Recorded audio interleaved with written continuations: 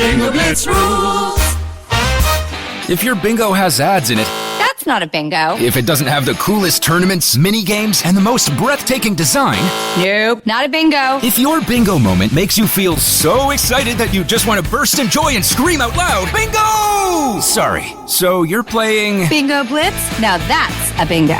Go for a world of excitement with Bingo Blitz, the #1 free bingo game. Download Bingo Blitz and play for free. Now that's a bingo. Without VA, I would have paid $25,000 for my hospital stay. $42,000 for my education. $74,000 for my home down payment. But because of my service, I paid $0. Get what you earn. Visit choose.va.gov. Not all veterans are eligible for the type or amount of benefits mentioned here.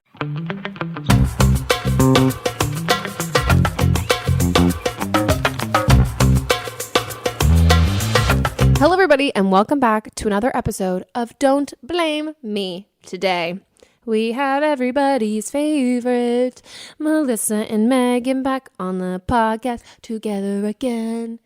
Yeah. Oh, we should come up with a song. Okay. Not now. I don't have enough inspiration. Me either. Okay. And I can't sing. Let's loop back to it. Hey, Okay. auto-tune works for everybody. You're right. Hey, Brittany. Hey. Sup, guys. Welcome back to Don't Blame Me. This is an advice podcast. Let me get the phone number out of the way in case we have some random shit we want to babble about. If you want to call and be in an upcoming episode, leave us a voicemail at 310-694-0976.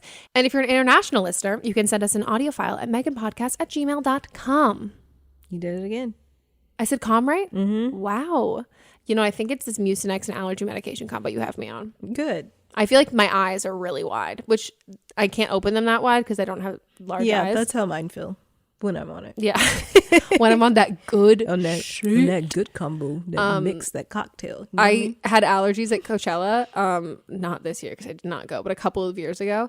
And the allergy medication combo mixed with the secondhand smoke and just all of just being around the vibes. I was like, I don't need drugs. I'm fucking good. I'm enjoying myself. And then the sun went down and I was like, I'm no longer enjoying myself here. Have you ever been to a music festival? No. Okay, say what you're going to say. That's what I was going to say. Oh. I was going to say you actually asked me that question. No, but I mean just general, in high school. No. College. Nope. I don't like people. I know. I don't like crowds. Me neither. I think you're just smarter. I don't like outdoor toilets. Well, anything else we have to catch up on before we hop into this? Yes. Okay. But no. Okay. Because I wrote about it in the blog, but I didn't get a chance to tell you because seizure. So, and I literally wrote in the blog, I haven't even told Megan any of this. So I'll just tell you later. Oh, fuck. Oh my God. Okay. I'm on the edge of my seat. Are you dating someone now too? No, it's not dating. It was just, I was in the same room with our husband though. What the fuck? I'm sorry. No. It's in the blog, so I can't tell because of the people that paid for Patreon. Okay, will you send it to me? Yeah. Okay. I didn't talk to him. He was just across the room. So I'm still winning or losing because I said not real words to him. He did, we made eye contact and smiled. I'm wet. Fuck. Oh my God, you're so lucky. Let's get on with the show. Let's do it. I'm fuming. Also, where was I? Okay, well, I guess we can start the fucking episode. Hi, Megan and Melissa, and I'm sure the wonderful special guest. So, I'm 19 years old, and I just finished my freshman year of college, and I made some amazing friends, and I have a great friend group, and 6 of us are living together next year in a house. My issue is, one of my good friends, he's a guy, and I have what you call caught feelings. So I have the biggest crush I've ever had on a guy in my entire life, and it's just different than any other crush I've ever had, and I feel we just connect over so many things like music and shows, and our humor is really similar. We laugh together a lot, and it's amazing. So I am having trouble deciphering if he's just being a good friend or if he also has feelings, and I know if I do anything about it, either way it's going to get weird because we're living together next year and we have the same group of friends. But I don't know what to do because I really like him and I could possibly see myself dating him, and whatnot. But yeah, so I just don't know how to go about the situation without making everything an entire big mess. So yeah. If you guys could help me with that, that'd be great. Love you guys. Love your podcast. I look forward to listening to it. I'm just like suppress. Yeah, I know. I just think like, I think like as much, because you're 19, it was your freshman year. This is your sophomore year. Mm-hmm. Even as somebody who dropped out of college, I can say like the people that you surround yourself with freshman year and sophomore year also can tend to be so different than who you hang out with senior year. And like, I think 6 people living together honestly is truthfully better than 3 people living together, because like drama is kind of dispersed and like you're able to even have like 2 split even groups if people like break off and like get cliquey. I just think it's a bad call to say anything or pursue anything, because I also think like, I think this sounds bad, I think if he was into you, he also probably wouldn't want to live with you. Or he does, because he's like, then we can just sneak to the room. Yeah. Bang it out. Yeah. Yeah. I mean, I think you're going to do it anyway.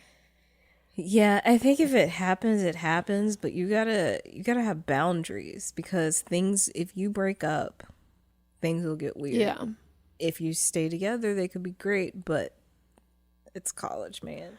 Yeah, I think if your guys are going to do anything, I think it has to be you were right, and like you have clearly cut the feels. Mm-hmm. And so I think if you're picking up on flirtation or whatever, and like he like comes on to you, I think if it starts physical, you have to shut it down, because like you have feelings for him. Mm-hmm. So if you guys hook up, that's going to make you be more into him, and you haven't had those conversations about, okay, well, what happens if this doesn't work, and like let's actually have like a conversation about it, because like maybe he doesn't want a girlfriend, he doesn't want anything serious, he's just trying to have fun, and then you hook up with him and you find that out later, and then it's like, shit, now I'm devastated and I don't want to live here. So I think you need, if him just coming on to physical, I would say like, hey, if you're drunk or whatever, and be like, hey, like let's, you know what, let's talk about this sober tomorrow, like let's have a conversation about this, like I don't want to do anything that's like, I just like want to make sure that like we're not putting ourselves in like a weird position, and so like let's talk about it. And if he's like, no, come on, it's casual, who cares, then I can say save your pride and don't bring it up. Yeah. But I think if he's then like, okay, let's talk about it, I don't think you need to like come forth and say like, hey, I really like you. I think you can be like, so what was up with last night? And like, well, what are you looking to like, and I don't think you have to talk about it in specifics of how you feel about him. I think you can be like, well, like, are you looking to date? Like, is this something that you want to pursue? Like, are you interested in me? Or like, is it just more of like a convenience thing? Cause like, we're both here. And then based on him, if he's like, no, I like really have feelings for you. Like, I really like you too, but I like, we have to like talk about this. Yeah. Because even if you guys like both have feelings for each other and are going to date, it's still awkward because you're in the same place. So it's like even though you might not be like staying in the same room together, you're still living together, and it's like you've skipped a bunch of steps. Oh yeah. Yeah. No, I think like, yeah, I think, and then at a certain point, like you have to also look into how much is it going to cost for you wouldn't even like, how much is it going to cost if you're going to have to move out if you break up, like, and like weigh those pros and cons too, not just your friendship, weigh like, okay, do I like him this much that if we broke up, is this going to affect like my studies? Am I going to need to retake classes? Am I going to need to take time off from school? Am I going to need to find a new place to live? Is this going to ruin my friendships with like my other friends? Like, is this going to like make am I going to lose some people if we like lost each other in that sense? So yeah, I also think if you guys both are super, super into each other, I think, call me crazy, I think one of you then should move out first before you start dating. not that I'm saying it should be him, but like it could be him. Like it could be like if you guys are both, and maybe that's a good test to see if you're serious about it. And then like broach the subject with him. If he said like, no, I really have feelings for you, they're really strong. It's like, okay, well then one of us I think needs to move out because this is going to put it in a really bad position. And if he's like, no, I mean, that's insane. Then I think you can be like, okay, well, you're not really as serious about this as me. And then also I'd say like, if you feel uncomfortable being around him and like this, whatever, if this comes up and like if he doesn't have feelings for you and it also feels awkward, and there's nothing wrong with also recognizing and being like, you know what, I can't do this. Yeah. And the amount of money that it costs to like break your lease or like to move somewhere else, even if your friends are like being like, oh, that's like dramatic or whatever, you don't have to tell them the reason why. Like, no, to like preserve your mental health, because if this is hurting you now, if he brings a girl home and all of that stuff, like it's so much, I think the stronger choice is the harder choice, which is the one that's moving out, finding a new place to live and doing all of that stuff. It's not stronger to like sit there and take like that kind of like pain and drama, because that's hard to like deal with and move on from. So I would also say like even now, if it feels like you're too nervous to move in, like you don't want to move in with him and like you don't even want to like figure out like the relationship stuff or any of that, like I think also like look for other places to live. Like don't feel like that this is like your bed so you have to sleep in it kind of a thing. Right. So yeah, best of luck. Good luck. One time a guy I had a crush on asked me if I wanted to be roommates and I was like, what the fuck? I don't know. It's the one who I had sex with, has a really small penis. Oh, okay. Yeah. And then I took that as being like, so you're not into me because you want to be roommates. Yeah. You know? I agree. Right? Yeah. Well, let us know what happens. Best of luck. Your life sounds really fun. Yeah. Where do you go to college? I know. Can I come? I'm too old now. No, you're not. Cool. Thanks. You can be a grad student. True. I'm 19. I'm just like finishing up high school, and I kind of wanted, I guess, confirmation that like I'm normal, I guess. So let me explain. I have a bunch of guy friends. I love my guy friends. They're great. Like we get along great. I've had so much like crazy girl shit that I'm like over it. But I'm very like in touch with my guy side, I guess. And like I was having a conversation, a kid in my school burst a girl's spleen having sex, and a lot of girls were like, oh my god, that's too much. And I was like, that's kind of epic. And that was the response a lot of like guys were also giving. And they were kind of like, see, like you're just one of the guys, like you're so cool. Like, they were saying that like, whoa, I'm such a guy, and like it's so weird that like I have such a like guy response. And this probably makes no sense because I'm completely rambling. But they're pretty much saying that like my brain doesn't function like a girl's brain does when it comes to things related to sex or like stuff like that. And I don't know if there are other people out there that's like that, or if this is like a me thing. Like there obviously has to be someone, but is this a normal thing, or like I honestly like don't even know what I'm asking for advice on. But like at first I was like, oh yeah, it's cool, I'm like one of the guys, but now it like is starting to feel weird. Like they look at me differently because I'm a girl, but I like think like a guy does, or like I can at least agree with them on their thoughts. So I guess if you have any opinions, or if you think it's like crazy wild, I don't know, something would help. I didn't know who to talk to, so I figured I'd call in. I love your podcast. I listen to it in my car all the time. Gosh, I don't want to like totally shit on you, but I'm also gonna start by shitting on your guy friends. This just sounds like such like stupid classic like high school shit. And I've been called one of the guys so many times. Like I like even like Leo and Tyler, like we'll talk about certain stuff, and like in the way that he's like, I literally could never talk to any of like my like any of my female friends about this kind of stuff. And like, but that's not like, it's not that, it's like this badge that like women want to wear, that it's like, I'm not like every other girl. Like I don't get along. Like there's nothing cool about not getting along with girls. Like that's not cool. And I understand as someone and I've also said before, like that I had stints where I always had like Sydney, I always had my best friends back home, but I had a really hard time making good female friends in LA. And all of my friends in LA were guys. Were they straight? No. But like for a long time I was like, yeah, no, I also tend when I first meet people, I tend to hit it off with guys more than girls just in general. I have a really aggressive personality, which a lot of times like douchebag guys really respond to. So the guys that I immediately hit it off with or like I have conversations with also aren't great guys. It's guys who are like, oh yeah, fucking egos, and that kind of stuff. That's not like necessarily like a cool thing.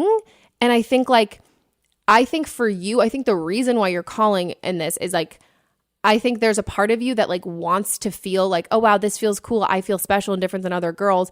But I think also you're probably worried like, am I too much like a guy when it comes to dating and is nobody going to want to date me? And I want to say, this is your friends. Like, this is just your fucking idiot guy friends who think that girls don't like sex and girls don't talk about shitting and farting and that girls are these like prim and proper things and that they're just like disgusting dudes.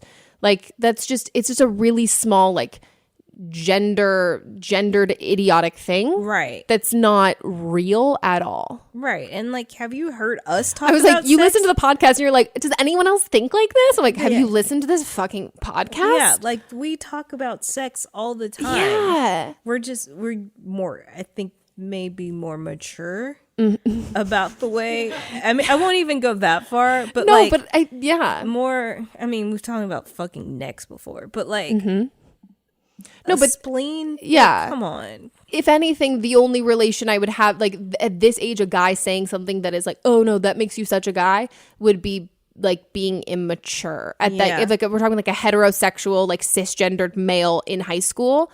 It would be being immature, would be like that kind of thing. And like, I don't want to say like ignorant, but like also kind of ignorant of the female body. Yes. Like in my mind, you being like your friends being like, your guy friends being like, oh my God, you're one of us. You're like, yeah, periods are fucking gross. Yeah. Like it's that kind of stuff that I don't think like, I also wouldn't take it for you as like I can't get along with girls at all sort of thing. I think if I would try really hard to make female friends. I think it's incredibly important. It's really hard, and I've gotten burned by so many terrible like female friends.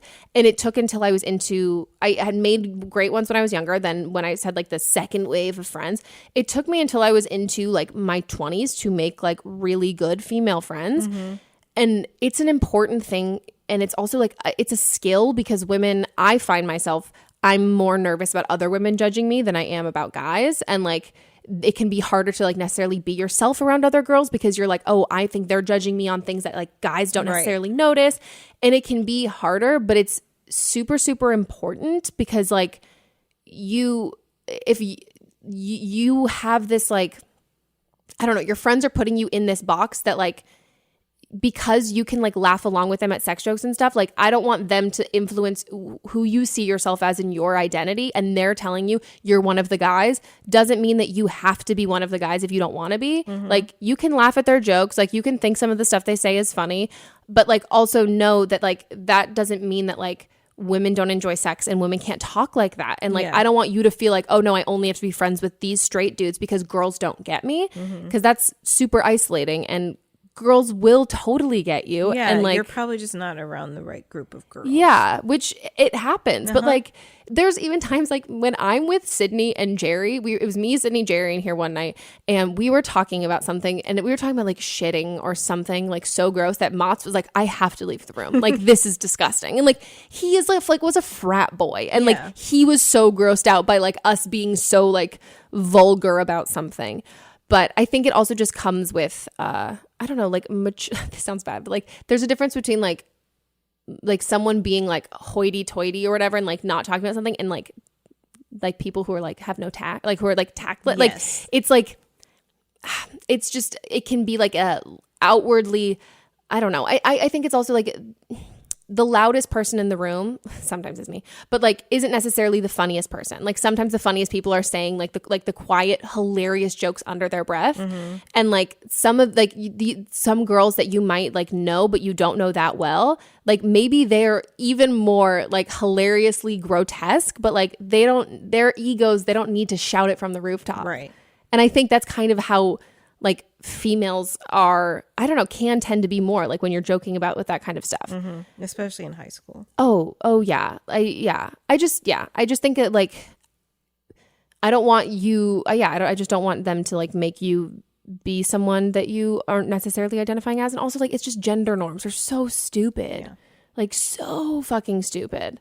I know guys who like hate like straight men who like hate like have to be like dressed really proper and like hate getting stuff on their clothes and like very much don't want to talk about like pooping and farting and like, but that doesn't make them any less of like a man. Yep. So I would say your mission, and I'm giving you homework, is to make some female friends. And fuck gender norms. Yeah, fuck gender norms. Fuck them. Also, straight high school boys. If they said you're one of me, I'd be like, fuck no. Yeah. Running away. Run away. Join a feminist club. Do something like that. You're almost done anyway. Yeah. You're 19. Yeah. Wow. Should we go on to the next? Let's go on to the next. Hi, Megan, Melissa, and everyone else that's around. I'm calling, I'm 24, about a family issue. So as much detail as I can provide in 3 minutes, I'm going to try to talk fast. So I was recently reached out to by one of my younger cousins. I've kind of stopped attending some of my extended family events on my father's extended family side for various different reasons, and she's kind of coming at me complaining that I haven't been there and that I'm making them feel like crap, but she's only getting one side of the story. So she's saying that I need to reach out to them and that I need to fix this relationship and that it's my fault that everyone feels like crap because I haven't been around. What she doesn't know is that there's so much more to my side of the story. So my question is, am I wrong in thinking that there are plenty of adults on that side of my family that could reach out to me too? My number hasn't changed. Or am I being a child in the fact that, I refuse to reach out to them? So some of the details being, first of all, when I graduated college, my parents are divorced. My father chose not to attend. So I decided to give his tickets to my grandmother. She then chose not to attend, didn't text me, didn't call me, didn't email, didn't anything, or tell me that she wasn't coming. She just didn't show up, and I never got an explanation as to why. And that really hurt because I spent time and money and energy trying to find extra tickets. Then a couple of years ago, I took my boyfriend to Christmas the first year we were together, and, I have a large extended family, almost 20-something cousins, multiple aunts and uncles, and then boyfriends and significant others and everything like that, around, and no one talked to us. I felt like an outsider in my own family. It really sucked. And then we came back around for 4th of July, and it was the same thing. I just didn't feel like I belonged in my own family. Found out a couple of years ago that my father stole my identity for many, many years, and I was going through the process of marking those as fraud, and my grandmother's name and address came up associated with one. I reached out to her, told her, and she pretty much told me before I did anything, I needed to consider our family name. So that pretty much told me that she was choosing him over me. And I get it, like, it's her son, but I'm also her granddaughter. And so I just don't feel like I belong in that family. I have found better relationships and felt more cared about and loved by people who aren't even my blood in my boyfriend's family. So I choose to spend holidays with them instead of people that I don't feel like I belong around and that don't seem to care about me. So, again, my question is, am I being a child and not having reached out? Like, should I just, grow up and reach out? As a podcast network, our first priority has always been audio and the stories we're able to share with you. But at Realm, we also sell some pretty cool merch, and organizing that was made both possible and easy with Shopify. When you think about successful businesses like Aloe or Allbirds or Skims, an often overlooked secret is the business behind the business that makes selling and, for shoppers, buying simple. For millions of businesses, that business is Shopify. That's because nobody does selling better than Shopify. It's the home of the #1 checkout on the planet. And the not-so-secret secret that's definitely worth talking about is that Shop Pay boosts conversions up to 50%.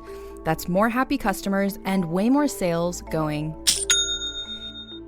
If you're hoping to grow your business, your commerce platform better be ready to sell wherever your customers are scrolling or strolling, on the web, in your store, in their feed, and everywhere in between. Businesses that sell more, sell on Shopify.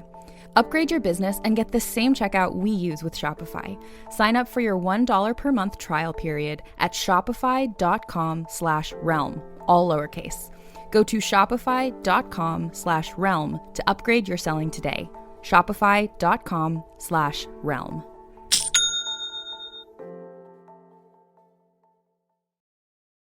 To them, or am I right that, like, you guys are adults too? If you really care that much, my grandmother or one of my aunts or uncles could reach out to me too. It's just really sticky situation. Thanks so much. First of all, you finished this in 2 minutes and 59 seconds. Dude, she's a Virgo. Thank you for giving all that detail in the amount of time. And you clearly wrote it down and like, wow, I love you. Is that thing still? I'm just here. Am I crazy? Oh, fantastic. It gets in my head.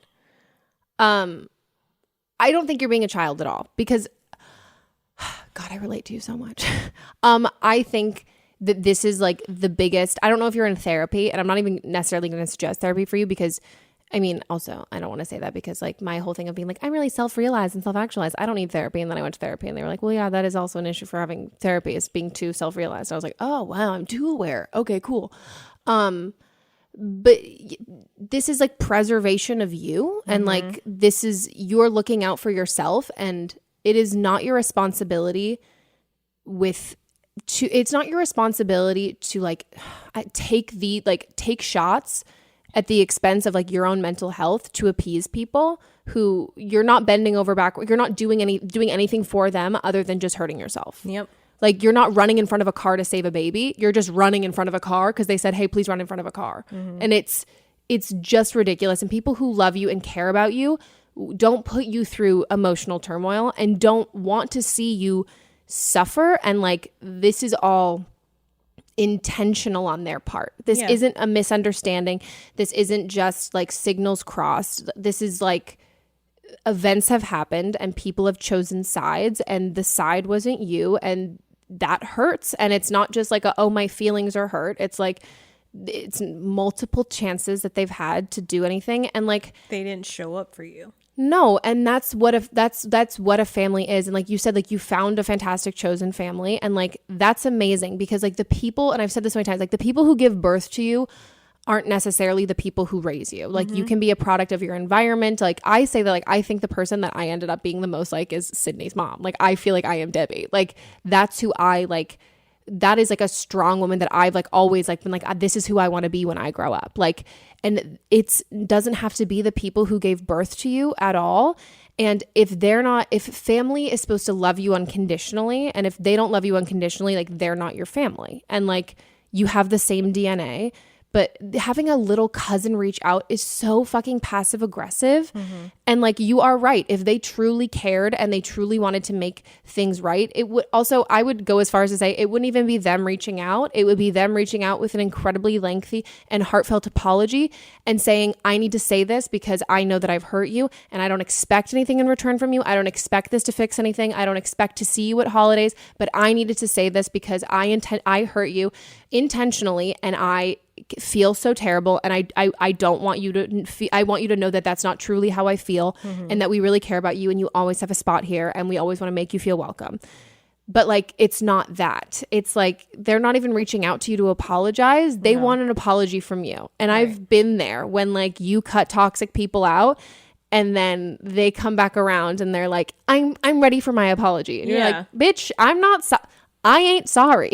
Right. I ain't fucking sorry. And it's like, they're not even coming. They're sending your cousin because they think like, oh, they're close in age, so let's send them and we can talk to it. And my therapist said, when you cut toxic people out and people want like an explanation for why you're not there, she's like, just say there's two sides to every story and leave it at that.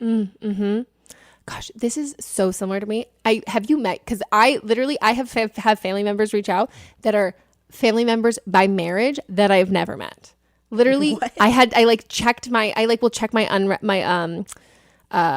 because I get the only notifications I get on DMs are people that I follow, but I will like check my DMs a lot and like respond if someone's like, where's your bathing suit from? Or like blah, blah, blah, or like say something and I'll like respond. And I saw one of them, and one of them was from a family member's significant others, kids from a previous marriage. And I was like, bitch, I don't even fucking know you. And it was very much of a similar thing that it was like, this is insane. And like, I understand, like, the fact that you are questioning this and have guilt about this, or not even necessarily guilt, but like that you're questioning this means that you are an incredibly great person. And like this choice was hard for you, which it is. It's so fucking hard to cut toxic people out. It's even harder to cut toxic family members out. And you gave multiple chances. Like these are multiple things that have happened. And then once you had your found family, there's something very empowering about that, and having and feeling completed when you're with the people who really truly love you. And then when you have that feeling and then you go back to that toxic place and you get there and you're like, this is draining. Like I'm doing this because I think I have to, because I think this is what family's about. But like that warm, fuzzy family feeling, if you're not getting that, that's not. Why should you be there? It's not fucking worth it. It's not worth your time at all. And I'm so glad your boyfriend's family's great and like you feel like welcome there. I don't think you're being childish at all. Yeah, and they're the ones that are being childish in this situation. Like your grandmother not coming to your graduation. What a bitch. Sorry, your grandma's a bitch. She is, and she didn't say anything to you. She didn't apologize. Did she send you a card? Doubt it. Your dad stole your identity. He's using up your credit. Just making things bad, and then like using his mom's address as the address for it. Like that's childish. He sounds like someone that you babysit. Like this doesn't sound like your parents. And like also probably why you come across and you are so mature is because you've had to parent your parents and the elders in your life, and that you are supposed to be the mature one. When in reality, as my therapist says, like the most mature choice is to look out for yourself and take care of yourself. Yeah, because like, if you can't take care of yourself, then you can't give anything to anyone else. Yeah, and that's not what, it's just really not what family's supposed to be. No. And it sucks. Like I will totally admit, like you watch TV shows and movies where like they have like picture perfect families and like you want that. And if you don't have that, like it fucking sucks. And like it's something that like you can like wish for and want for, but like it's not like, I don't want to sound like cutthroat or whatever, but like it's not going to happen. And like you have to cut your losses there and build up other relationships in your life. And like, does it suck? And like, is it going to hurt? Yes. But like the amount of turmoil and pain and like just like feeling like left out and like the terrible stuff that it brings you to stick through it isn't ever worth it. And it's like you can build up this idea of what you'd want it to be. I'm so guilty of that. And I was guilty of that for like so long, of like really wanting to stick through things because like you have an idea of what you want, what you wish it was.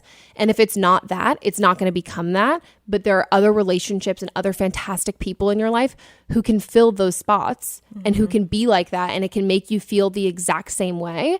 It's just hard when you see people who are very close to their families or have this idea of family. And as much as, and is, I will say, as much and as great as it is for you to be a part of your boyfriend's family and to feel really included there, I would also say focus a lot on your friends, because like as I go to my boyfriend's family for like for Christmas and stuff like that, and like it can also be hard to see like someone else's family be so like as a great family unit. And like I love spending time with my friends and their families, but they can be like a little triggering and hard. So make sure you spend time with like your friends too, and like really foster those relationships, because like you'll realize how you can like look up to your friends and have friends be role models who are like your same age. Like you can have all of those like figures in your life and not directly compare it to like what you see on TV and movies of like families.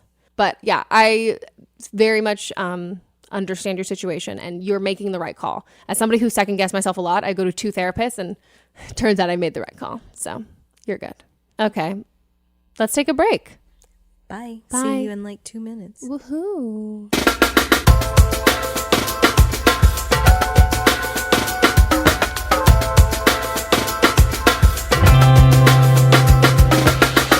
Did we go on a break or did we just stop? We went on the break. Cool. Wow, guys, we actually took like a really long break this time. We did. We've just been like shooting the shit. Sorry you weren't here. Oh, I could have told my story. Well, fucking tits. Oh my God. We snacked. We talked for so fucking long, and I can't even. Okay, fine. Well, we're fucking back. I forgot. Let's get back to the rest of the questions. I'm literally just going to rush through all of these, give shitty advice so I can hear how it happened. I'm kidding, guys. No, I will give good advice, or I'll try. Hi, Megan and guest. I'm 25 years old and calling in with a little bit of anxiety question. So about 3 years, I started having a lot of anxiety and went to a therapist. Love my therapist. She's the best. But in that process, I did develop late onset OCD. So I have a lot of problems with obsessing over things, and unfortunately, those obsessions decided to attach to my fiance. We've been together for about 7 years, and I love him more than anything in the world. We're getting married in November, so excited. But I spend a lot of time worrying, if I love him enough, and it's a really detrimental worry because I know I love him, but it's just kind of like this plague of self-doubt. I know, Megan, because it's anxiety, and it's always about that, but my issue is we're having some trouble with our sex life. I have a lot of sexual anxiety because when we are, in the process of having sex, I usually have a lot of anxiety. Sometimes it ends in panic attacks, but most of the time it's obsessions about, why am I not turned on enough? Why am I not wet enough? Why am I not, why doesn't this feel as good as all the other girls in the world say sex feels? I've never really felt a lot of pleasure from penetrative sex. I've only kind of been able to get off from oral or fingering. So I find myself in the midst of, penetrative sex thinking, like, when is this going to be over? I want to, feel good. But then at that point I feel guilty because I'm like, I should be enjoying this moment with my partner. But I love to masturbate because I don't have to, deal with that anxiety. And I know this is causing kind of a roadblock in my relationship with my fiance. And I really want, I'm going to marry this guy and I want to have an amazing sex life with him. And I know that is going to be involving me overcoming this anxiety. So just what's your advice on, someone that has a lot of sexual anxiety? How do I get out of my head? How do I really, let myself in the moment and, enjoy and not feel goofy. I've been on antidepressants for a long time, so I have a lot of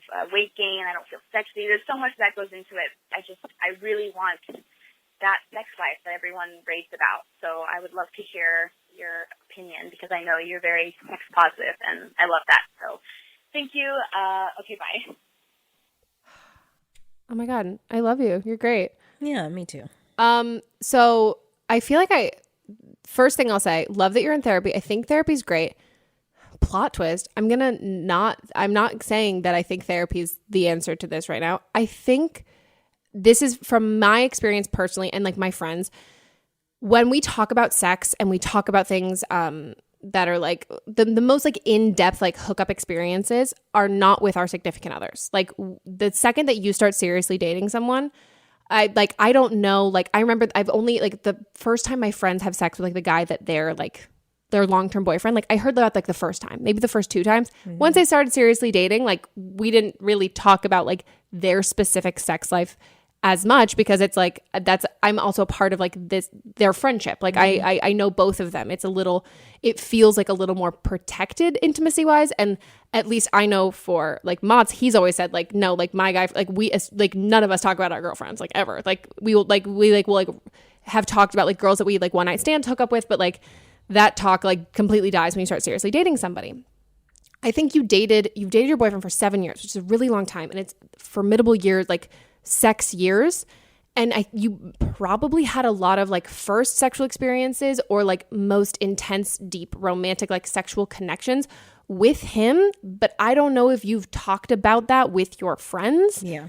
In a sense that like just the fact of you saying like, I don't get off from penetrative sex. Like I only really get off from oral, like girl. Same. It's like 98% of women mm-hmm. really only get off from like clitoral stimulation, like not penetration. And like I didn't know that until like I really talked about that with like my girlfriends. Like that's not something that like when you see in like movies and porn and you see all this stuff, like it's not real. It's not actually how like. Yeah, he's not going to stick his dick in you and you're going to be like, oh. No. Like even Sex and the City, which was like an incredibly sex positive show, like they talk about like going down on girls, but like they don't talk about the fact that like, you need to go down on me or else I'm not going to come. Mm-hmm. Like I've come from penetrative sex like probably 5 times in my life. And like, it's also never been like just like you're doing other shit with your hands. Like you've already come, like you've already like, it's that. It's not like, And also one time was recently. I was really excited because like birthday sex. I was stoked. Well, that's also like I told Shireen when I was like, yeah, like the first, like I had never like come with being with a guy. Like Mott's was the first one, and it was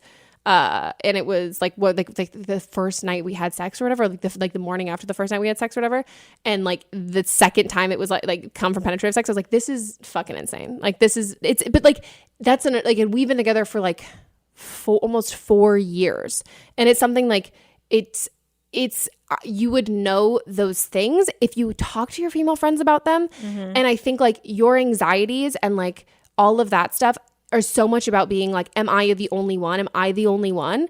And if you're not, even if you're talking about it with your therapist, like I'm all here for talking about therapy or whatever. I mean, talking to a therapist, love therapy. But I think that you'll feel so much less alone, not just hearing her voice, like treating this like anxiety, because it is obviously anxiety. But like, I think also like opening up to your friends, and there's something that feels so great about being like, oh my God, wow, I'm not the only one. Like, okay. And like you have your other female friends who are like, oh yeah, no, like I'll lay there during penetrative sex and be like, okay, waiting for you to go down and eat me out. Like you've got 3 girls in this room right now, 2 in front of the camera, who are being like, yeah, no, like all of that checks out. I mean, even like when I first started masturbating, it took me like forever to figure out how to come. And I was like, oh my God, I'm broken. Like, oh my God, I'm never going to be able to do this. And then like when I finally started talking to my friends and they were like, no, come on, this is your mission. Like, you got to fucking do this. I was like, oh, okay. Like, this is fine. Or like friends who've also been like, yeah, no, I never have. And like talking about that and doing all of that, like it's you're able to get out of your own head because you put it out there and you say it, but you're able to get like somebody's response, and like obviously us, but like talking to your friends, because I promise you that they've gone through that too. The same thing, yeah. And like I would say too, like if like the pleasurable aspect of sex, like figure out if like is it what we're doing that I'm not necessarily super turned on by, and like that's not bringing me pleasure, or is it the fact that like I'm comparing myself to like this idea of what I think this is supposed to be like based on movies or whatever, and not what it's actually really like. Because also like maybe there's different positions that you like maybe like you're solid on masturbating, like maybe there's things that you can tell him to do. And like also I think it's totally valid and fine to like ask for like verbal confirmation and feedback from him that like he's super turned on and he's really into this, and like that he's enjoying having sex with you and he really likes like having sex with you. Like, I mean, if I hook up with someone who's like quiet immediately, I'm like, oh no, I am terrible. Like I need validation, and that's also like a fine thing to ask for. And if you're feeling like pent up and like you're just like spiraling, it can be really hard to like, and maybe it's like you stop having sex and you just like talk about it before you get to like having a full-blown panic attack, which I know it's like I hate when people are like, just talk before you have a panic attack. I'm like, well, I'm already gonna have it. But like talk through that with him and give him the tips and tools, because like right now it sounds like you're just entirely on your own in this and you're in your own head, and you're not. Like you have like female friends that you can talk to about this, even do like research and like reading about like female like the sex as with vaginas, like that whole thing. And like talk to him about like figure out what would make you feel like more validated and more confident in this. Like maybe that's like you like sexy, maybe you feel like super sexy in like lingerie, and like that's something like that. Or maybe you're feeling insecure about weight gain, and like having that verbal confirmation from him of being like, nah, I hella want to fuck you. Like I want to poke my dick in you. He wants to marry you. Like he wants to spend the rest of you guys' lives together. And like, I think like you talked about like how maybe like you feel less goofier or something. Like recently I started taking pole dancing classes. She is fucking amazing. That was twerking. I'm not good at the pole dancing. I don't believe you, because you even downplayed the twerking. You're like, yeah, I can like twerk. Have you seen it? It is, I would say we'd put it, first of all, I told her. If we reach 100 people on our Patreon, I'll post it there. Get that coin. Yeah. Honestly though, guys, it should also be, I told her we need to redo your dating profile. It is fucking insane. But yes, continue. Sorry. Yeah, but like going to those classes, like I've always felt mostly comfortable with my body, but going to those classes I realized that I wasn't like completely comfortable. And we all wear like in the classes, it's all women, everybody's in like booty shorts, ass hanging out the bottom of them, and everybody, it's like different sizes, from like super curvy girls to really skinny girls, and ABC Wednesdays. Y'all complain all day. We want books. We want paper towels in the classroom. Bet you want raises too. I'm still waiting on the paper towels. Abbott Elementary returns with the new season. We asked the district for more after-school programs. They gave us $50 for class pets instead. Critics cheer. Abbott Elementary continues to be one of the funniest and most beloved shows on TV. What y'all doing out there? Taking bribes. Proud of y'all. Abbott Elementary, Wednesdays, 9:30, 8:30 Central on ABC and stream on Hulu. And just the way people are moving, like it's helping like me get more in touch with my body, and I recommend it to anybody because everybody's comfortable at any size and with no shirt on. Like it's great. I want to join. Yeah. But I would even say, like, I even feel, as someone who's been very sex positive, I feel more comfortable talking about sex since we've done the podcast and talking about it more. And like, I'm not somebody who like didn't talk about sex before, but like talking about it more and like having those conversations, like having it be on the forefront and something that is just like a casual thing. Like even my friends who listen to the podcast who are like, tend to be a little more like tame and not so much like I'm like, I don't fucking like get naked in front of anybody, like I'll tell you whatever, blah blah blah. They will talk to me about that like more like, oh, can I like, okay, blah. And I'm like, yeah, fuck yeah, go for it. Like I don't know, I listen to the podcast, I'm like, oh, we can do this. And like talking about that, like I think like it's just, that's important. And then I would also say like if you're concerned about like not necessarily like, oh, like if figure out the statements in which blank is like not like everybody else, or why am I not like everybody else? And then things are like, if there are things that you're genuinely concerned about, like for you, am I not wet as other girls? Am I not as wet as other girls? Or if you're concerned, like I feel like I'm not getting wet, just me, like not compared to anyone else, talk to your doctor. Look at the medications that you're taking. See if there's any sort of side effects like that. I'm a big fan of body neutrality. And I think like, everyone deals with like going through periods or long extended phases of like hating their body. And I'm really focusing on body neutrality with myself. But like when if you're unhappy with the way that you look and things like that, I think you can also like shy away from checking in with the health of your body. And so if you are like, oh, I'm not getting wet enough, but you're just like, if you're like going to the bathroom and peeing or whatever, like you're just like, I'm doing everything fast. Like I don't want to like look at my body. I want to think about my body. And like I think if you can focus and work towards like body neutrality, and like you don't have to like love every fucking ounce of your body at all, but also think of your body as like health organs and like things that keep you alive. I think like you'll be able to check in with yourself more, and it's more like, okay, am I functioning at my normal? Is this normal for me? Not like, hey, is this normal compared to like all of these other girls that I see on porn who like they just squirt lube all over their pussy and like they're just like dripping wet. Like compare your like. It's a hard thing to also compare yourself to yourself, but like find what your normal is before you start comparing it to other people, because I think that also you want to, if it is a medication thing, I think that would also be helpful for you to know that it's not you. Because like antibiotics, I know antidepressants also can like sex drive and things like that, and also clue him in a way that like if masturbating, also if I can figure out what it is about masturbating that's like there's no anxiety there with it. Like, are you fantasizing about anything? Are you thinking about anything specific when you're getting off? Like, is there something that you guys could do more? Is it like more foreplay that you would like really be into, or is it maybe like you don't even have penetrative sex for a while? Like maybe he's just going down on you, you're going down on him. Like there's something like if you like going down on him, or like I think there's a fantastic like hot confidence boost that like when you give a great blowjob, and like finding things like that like maybe you don't broach the subject of like the penetrative sex for a while, and just educate yourself on, I don't know, like sex and orgasms and all those different things, because like clearly you know how to get yourself off on your own, but I'm sure your fiance like wants to be a part of that. Mutual masturbation. That's what I was gonna say. Maybe if you masturbate next to him, and then if you felt like you're like, yeah, like I got off, we can do penetrative sex now. Yeah. But let us know how it goes. Please talk to your female friends. And also if you don't have a lot of female friends, go on like Reddit, like women like talking about that stuff. Yeah. Any of that stuff. Hi, Megan and Mel and potential guest. I'm 21 years old, and lately I've had some trouble with drinking. I started drinking when I was 15, which of course I don't condone, but I gotta be real.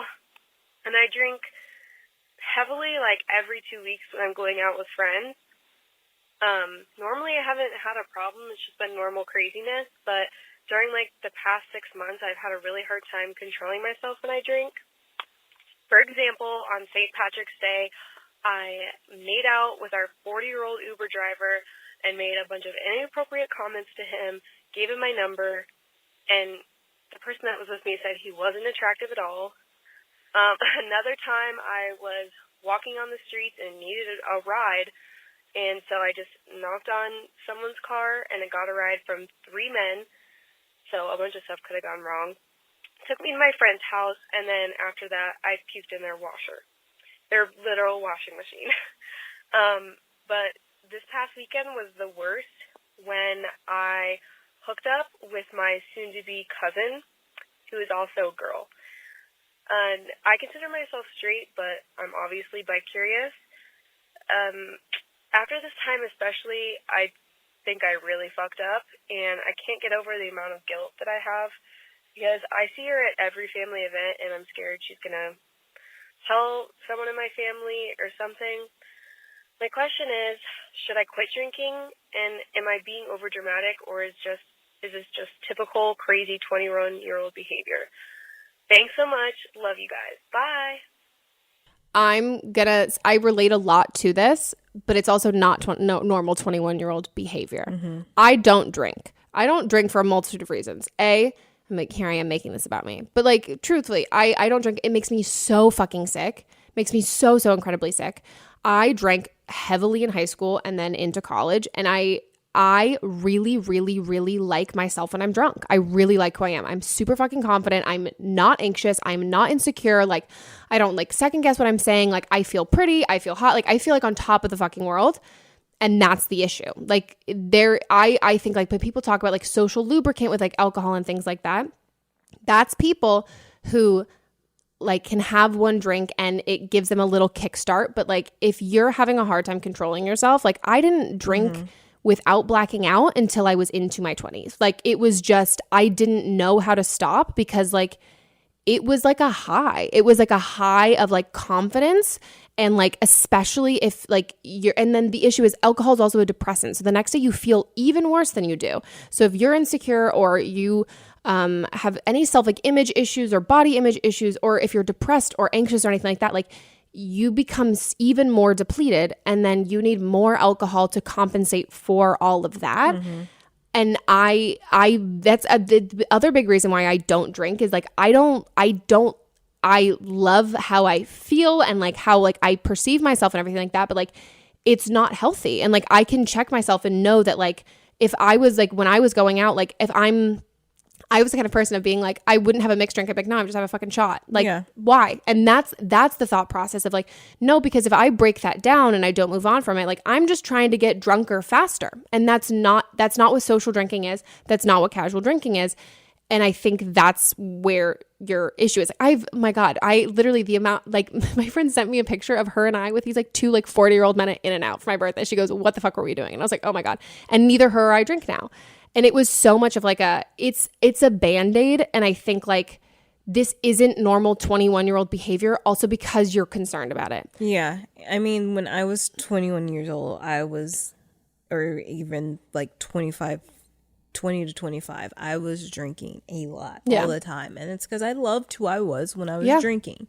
It wasn't, I don't think it was extremist. I would never get in the car with a car full of men or anything. I didn't have that many like compulsive episodes, but like, yeah, I think you've got to like check. This is not normal 21-year-old behavior. I faced a lot of like backlash from people when I stopped drinking because like it can be crazy and it can be fun and all of that stuff. But like when you're putting yourself in dangerous positions and all of that, which I've been there, it's super, super scary because you also don't know that person because like you weren't consciously there, and that's a scary aspect to it. And I think like if it means like taking a break from alcohol for an extended period of time, and then like maybe you're able to revisit it and like have a different relationship with it. That's depends how I am now. on how your relationship with yourself changes. And that's something like I think now I could, if it didn't make me so sick, maybe I'd be okay with it. But I even had like a drink at a wedding. Like literally almost shit my pants the next day. I like hardly made it to the bathroom. Clenching. Mini white dress, no underwear, 15-minute walk. I like was like, Mods, give me the keys. And I'd like find the perfect pace of walking so you don't shit, but like you're getting there fast.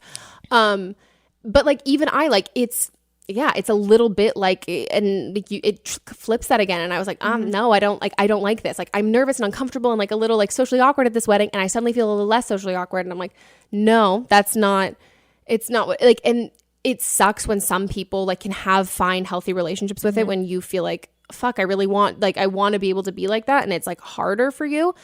But at the same time, like, I think you're calling in because you know this, and also like you have put yourself in scary situations, which coherent sober you is afraid for drunk you. And I think like you got to look out for that. And I think it's not normal 21-year-old behavior. And I would also check to see, like, it sounds like, check your friends around you, because like nobody should, and maybe you really don't present drunk when you're wasted, but like no one should let you get in a car with 3 random guys.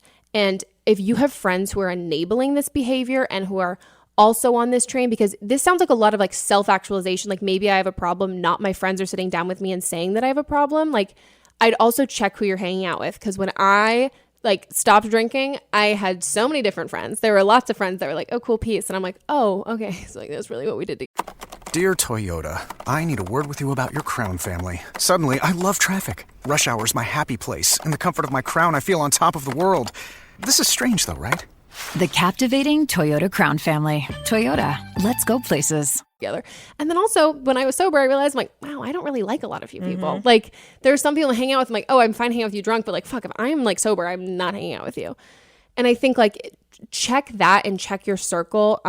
And yeah, I think like when you start drinking young, I think it just, this burnout that happens, I think it naturally happens for like most people into like their mid-20s. But if you started drinking really young and like heavily, I literally, I think I was pretty much done drinking before my 21st birthday. Yeah. Like, and then I slowly tapered off. But I think like, yeah, I think you're aware of the fact that like this is maybe not great for you. And then also I'm just suggesting therapy all of the time. But yeah, I think like sit with yourself sober for a while and figure out what it is that you really like about drinking, and what those insecurities are and how you can like combat them. And yeah, I definitely had a lot of ones with like anxiety of like dating and guys, and like I literally got so fucking drunk before Moss and I's first date that I hardly remember it. Like, how sad is that? Like, come on. Like, but like as the more we got comfortable, the more we started dating, like that confidence that you find in like, you don't necessarily need alcohol to get to. But yeah, I think like you're in tune with yourself, but I would figure out why it is. Yeah, why. And also maybe like, I don't want to sit here and maybe say that you're an alcoholic, but maybe going to a like Alcoholics Anonymous meeting just to see what it's like and talk to people, and it could be comforting and help you get through what you're going through. Yeah, I have friends who don't they still casually drink, and they go to AA just to keep themselves in check. They've got family histories of addiction, or they've struggled with an addiction to that prior or anything else. Like, it's a good place to just kind of like check in and regroup. And I also think of it in the same way of like when you drink in high school and you like have to go home to your parents, like there's like someone there to like kind of report to. I think AA is a great, I don't know, like moral like compass kind of there that like, even if it's not like, oh, tell us about all of your issues, like it's there to check in, and like it doesn't let you bury things under the rug because like you're talking about the hard kind of stuff.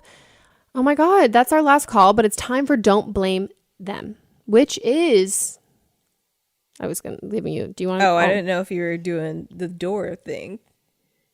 Call and response. Oh, Dora. I thought you said door. And I was like, knock, knock. This is Don't Blame Them. This is where you guys as listeners call in and you give your own advice on previous episodes, things that you have personal experience with. I love this segment. I love this part. Me also, too. By the way, like it's I find this the most comforting. Like if I was a listener of the podcast, this is the part that I find the most comforting, because I'd be like, oh yeah, Megan wants to whatever. But then it's like, oh no, there's someone else who's like, okay, been there. Yeah, that's why I love doing it for the Patreon when we do the full episodes with it. Because you guys wouldn't even, like some of the, even I'm surprised by some of the ones where like, oh, I've been through something similar. I'm like, you fucking have? I think you will with this one. Oh, wow. So this is from the episode with Lisa Schwartz, the last one, season 3, episode 25. So a sad one. It wasn't really sad. It was just odd. The original caller, her neighbor's child was over, and she noticed the child was humping a pillow. And so this is someone calling in that has similar experience. Hi, Megan and Melissa and guests. I am calling with advice for the mom who called about her daughter's friend humping a pillow, which seems like a weird piece of advice to be calling about. But I used to work at a preschool, and it's very common for kids to self-stimulate. And but a couple years ago, I had a girl in my class who would self-stimulate all the time, like would not stop. She would be on the edge of a chair. She'd be humping a pillow during nap time, just all the time. And I think the place for this mom that's really weird to be in is if you're going to talk to the parents, be prepared that they may be very defensive about it, because even though for kids it does not necessarily mean anything sexual, and most likely doesn't, it's just something that feels good for them. And they don't realize that it's like a private thing. The parents might take it as you're saying that their child is over-sexualized, and they might get very defensive about it.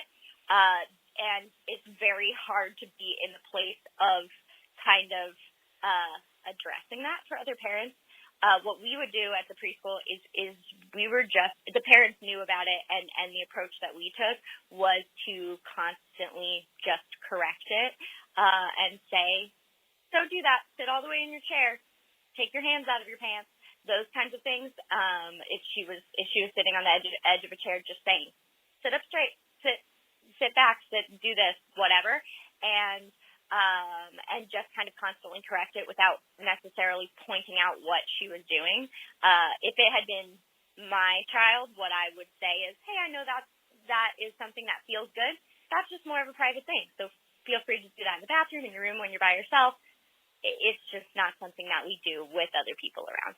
And that's kind of the approach I would take. But again, when it's not your kid, approaching that with other parents, just be prepared that they might view it as a sexual thing and really maybe take offense to it.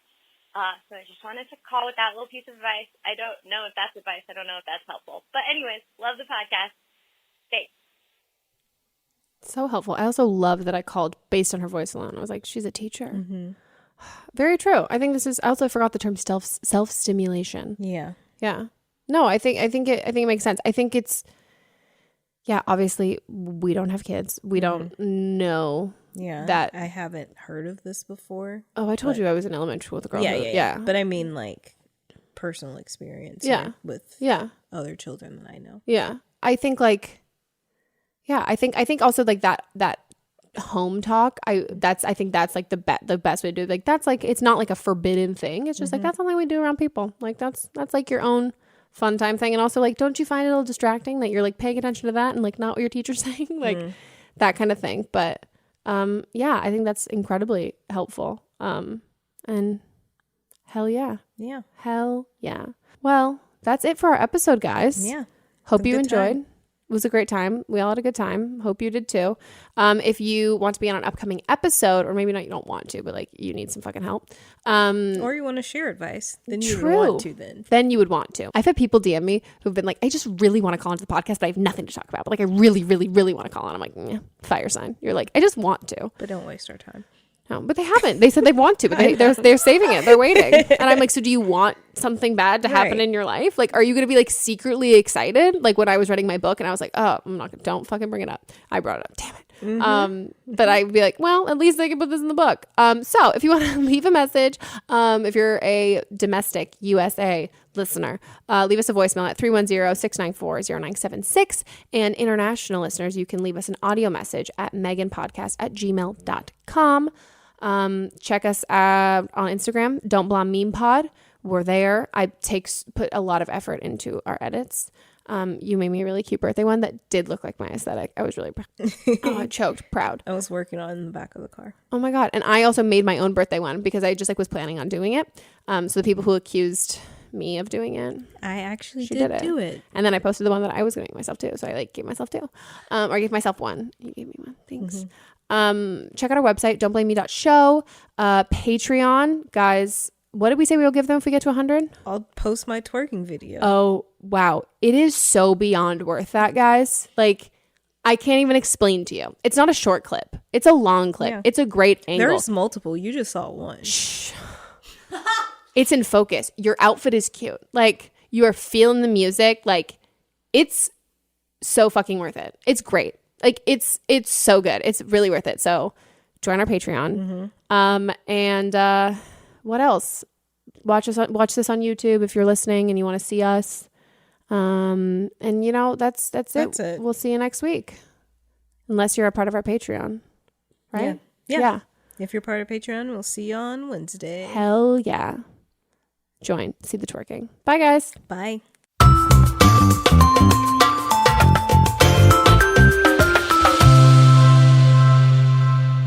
Don't Blame Me is a production by me. Executive produced by Melissa DeMonts. Camera operator Amanda Lechner. And music by Ryan Hunter and Giacomo Picasso, part of the HerPod Network.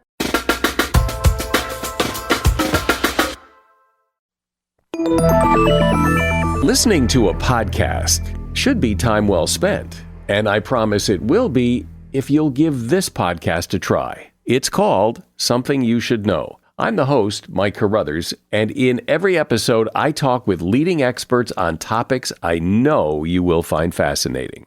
From why people can't keep secrets, what your favorite music says about you, why your pet acts in strange ways, and so much more.